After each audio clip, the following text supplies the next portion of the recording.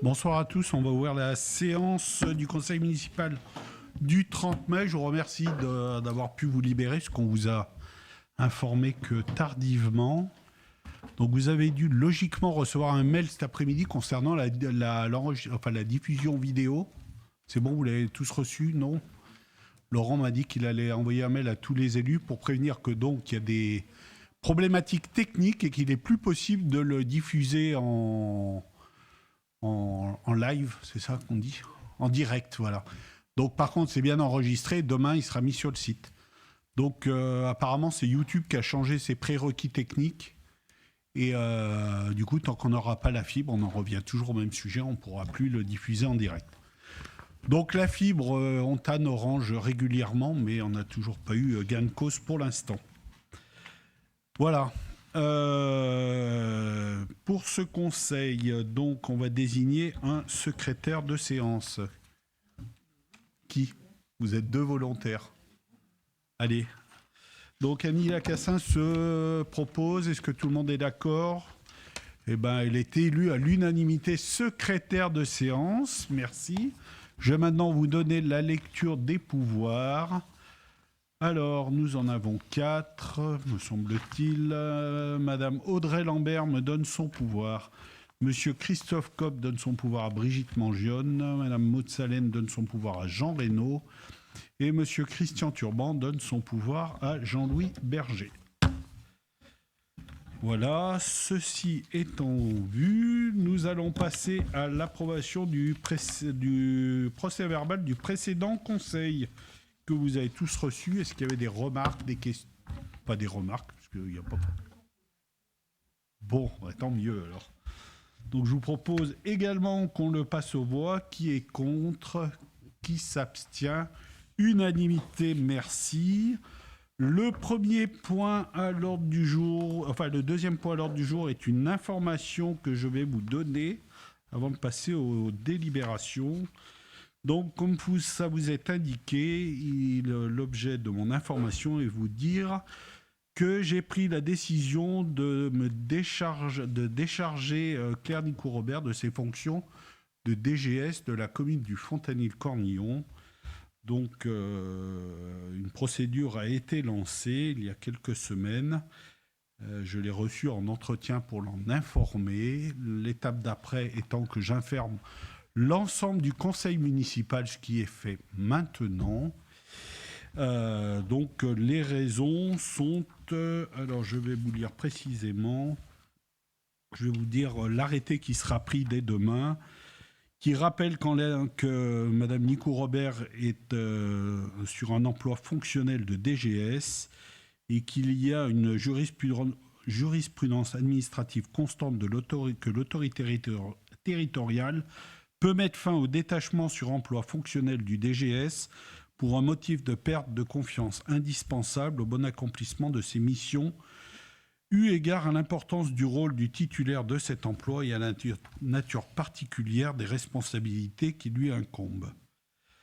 Donc en rappelant que Mme Nicou-Robert, fonctionnaire au grade d'attaché territorial, a été détachée sur un emploi fonctionnel de DGS de la commune à compter du 21 février pour une durée de 5 ans, et constatant que la confiance que l'autorité territoriale doit pouvoir normalement accorder à son DGS a été altérée de manière irrémédiable. Donc cette fin de détachement qui nécessite la fin du détachement sur un emploi de fonctionnel. Cette fin de détachement sera effective au 1er août 2023. Donc un arrêté sera pris demain et envoyé à l'intéressé, bien entendu, ainsi qu'à la préfecture, au trésorier principal, au président du centre de gestion au centre départemental de gestion et au directeur général de la CNRACL. Voilà cette information que je me devais de vous faire. Est-ce qu'il y avait des... En sachant que je ne rentrerai pas dans le détail, bien entendu par confidentialité, par rapport à Claire. Donc Claire restera encore quelques temps avec nous. Enfin, elle reste sur le poste de DGS jusqu'au 1er août. Voilà. Merci. Allez-y. Il fonctionne. Ouais, il fonctionne. Du coup, votre prochain recrutement, c'est à partir du 1er septembre ? Alors, on va lancer un recrutement. On va publier une annonce après-demain, je pense. Et après, on attendra les candidats. Voilà, après aussi bien la personne arrivera rapidement. Enfin, je sais pas, on va attendre les candidats. Et puis après, souvent, il y a un préavis de 2 à 3 mois, donc 2 mois en général. Donc voilà. Vous n'avez pas de piste pour l'instant ? Non. Eh bien, merci. Après cette information étant faite, nous allons passer au point numéro 3 avec le vote des délibérations. Et nous avons la première délibération qui concerne la désignation du référent déontologue élu et adhésion à la mission d'assistance et de conseil proposée par le centre de gestion 38 aux employeurs affiliés. Donc, pour vous rappeler que la loi 3DS du 21 février 2022 a été complétée et elle consacre les principes déontologiques applicables aux élus au sein d'une charte de l'élu local afin de prévoir que tout élu peut consulter un référent déontologue chargé de lui apporter tout conseil utile au respect de ces principes. Considérant ce référent doit être désigné par l'organe délibérant de chaque collectivité et établissement public local. Donc le centre de gestion, dans le cadre du démarrage de la mission, propose aux collectivités et établissements publics locaux qui y sont affiliés un dispositif mutualisé et financé par leur cotisation additionnelle, facilitant ainsi l'ensemble des démarches en vue de la mise en œuvre des obligations législatives réglementaires qui pèsent sur chaque assemblée délibérante à compter du 1er juin 2023. Donc, il nous est proposé de décider d'approuver et de m'autoriser à signer la convention que propose le centre de gestion afin de désigner un référent déontologue élu dans le cadre législatif et réglementaire, que le financement de cette mission sera assuré par la cotisation additionnelle du CDG 38. Alors je précise, on la paye déjà, donc ça ne nous coûtera pas plus cher, parce que la cotisation additionnelle servait déjà à financer d'autres éléments. Donc, lequel rémunérera le référent déontologue à hauteur du montant de 80 € par consultation, plafond fixé par l'arrêté susvisé et évoluera avec celui-ci. Précise que la saisine du référent déontologue élu sera ouverte à chaque membre de l'Assemblée pour une question le concernant, étant rappelé que le nombre de membres de l'Assemblée délibérante est de 23. Précise que la saisine pourra intervenir selon l'une des modalités suivantes par courrier postal adressé au référent déontologue élu 9 allée Alban Vistel à Sainte-Foy-les-Lyons avec la mention confidentielle sur l'enveloppe, ou alors par un formulaire de saisine en ligne auquel seul le référent déontologue élu a accès, dont le lien d'accès Internet sera prochainement activé et communiqué. L'article 4 précise que les réponses seront formulées par écrit à l'élu ayant formulé la demande et que le référent déontologue élu pourra être amené à le contacter pour solliciter des précisions utiles à l'instruction de sa demande. Et enfin, précise que cette désignation pourra être complétée dans les mois prochains sur proposition du CDG 38 si les besoins qui apparaissent avec la montée en puissance du dispositif le justifient. Et précise enfin que ce conventionnement et la désignation prendra effet le 1er juin 2023 et qu'ils pourront être remis en cause à tout moment par lettre recommandée avec accusé de réception adressée au CDG 38 avec un préavis de 3 mois. Et vous avez donc annexé la convention qui vous est proposée de voter. Et je précise enfin qu'on va être une des premières communes quand même à voter cette délibération, puisqu'on a été informé que assez tardivement des modalités pratiques de ce dispositif. Et comme je le disais par mail à Pascal, on a par contre voté à la métropole dès vendredi dernier pour désigner ce même référent. Voilà, est-ce qu'il y avait des questions complémentaires ? Oui. Sur le financement, combien est le montant de la cotisation additionnelle ? Alors, je ne sais plus si c'est 0,1 ou 0,01% de la 0,1, voilà, de la masse salariale. Mais qui servait déjà à financer je ne sais plus quelle autre action qui avait déjà été additionnelle dans le cadre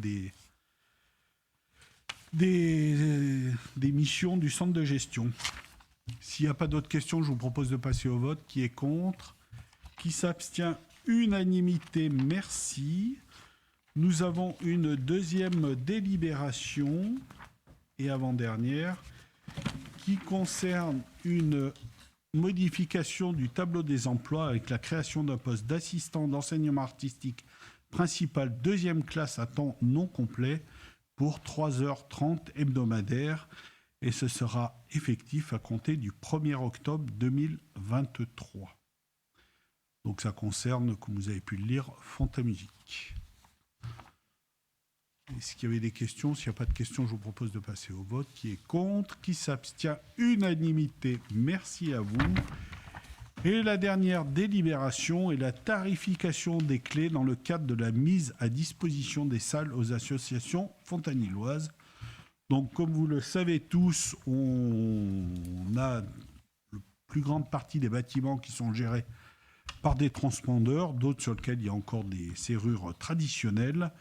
On s'aperçoit que, pour partie, certaines associations, ou membres d'associations du moins, ne prennent pas forcément soin du matériel qu'ils auraient gracieusement mis à disposition pour ouvrir les salles, et que régulièrement, on a des associations qui viennent nous dire qu'ils ont perdu les clés. Donc, pour essayer de sensibiliser, la seule manière étant souvent de toucher au portefeuille. Voilà. Et puis, il y a aussi des associations qui souhaitent avoir plus de 2 clés qu'on met à disposition traditionnellement. Donc, à partir de la 3e, ça sera également facturé.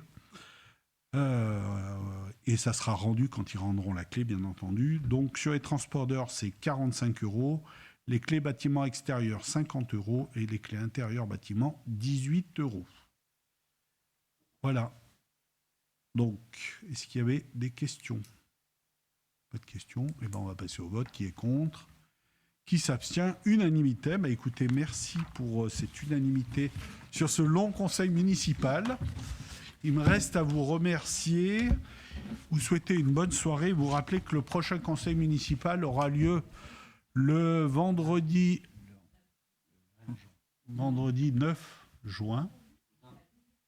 Non, il y a le 9 juin à 18h pour les élections, la désignation des membres qui représenteront la commune aux élections sénatoriales. Donc j'ai bien reçu le mail de M. Didier Laurent. Donc les 2 listes préparera les bulletins pour les 2 listes. Et on sera amené à voter donc ce vendredi 9 juin, 8 juin, 9 juin. Et le conseil d'après sera mardi 20 juin, donc là, conseil traditionnel où on aura à l'ordre du jour, entre autres, le compte administratif 2022. Et puis un certain nombre d'autres délibérations. Voilà. Pardon? La feuille de présence, Madame Mathéos. On signe la feuille de présence d'habitude. Non, elle l'a pas. Donc on signera la prochaine fois. On se rôde. Est-ce qu'il y avait des questions parmi les élus avant de clôturer la séance? Une question d'organisation dans la commune. Est-ce qu'il y a des visites de quartier de prévues au mois de juin? Au mois de juin, non, c'est sûr. Il faut qu'on reprenne le planning. Selon moi, elles doivent redémarrer à partir de septembre. Puisqu'on en fait une série en septembre, une série au printemps, et on les fait tous les 2 ans dans les quartiers alternativement. Donc, elles sont planifiées ou pas encore? Vous n'avez pas les dates, on vous les communiquera. Ben, on vous les communiquera parce qu'on les a arrêtées. Ouais. Enfin, c'est pas en juin, sinon vous aurez quand même prévenu avant. Quand même. Ouais, à partir de septembre. Alors, je crois que c'est plus à partir de fin septembre, de mémoire. Voilà, est-ce qu'il y avait d'autres questions?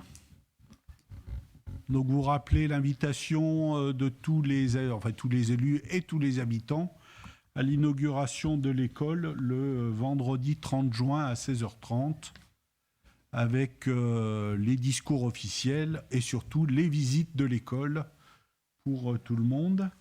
Dernière information, vous avez dû recevoir un mail.